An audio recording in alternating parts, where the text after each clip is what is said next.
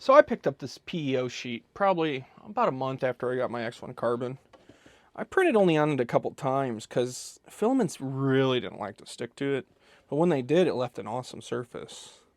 Well, currently, I have some bed cement on there. As you can see, it does not take away from the surface. The bed cement I'm talking about is this stuff right here, made by HzdaDeve. Made a video about it a couple days ago, talking about how much I loved it for Pet G. I use this stuff on here. Now I will say I've never used glue stick on this, just because I figured if you put glue stick on it, you're going to lose the surface. You're not going to get it on your print.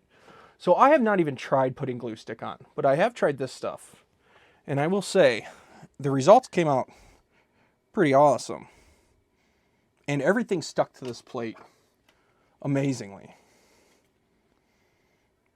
And as soon as the plate cooled, all four of these popped right off. See, it didn't take away from the texture. It didn't take away from the gloss. They look great. So I am really happy about this because I'm definitely going to start using this PEO sheet more. I might pick up a couple different designs as well and try them out with it, with the bed cement.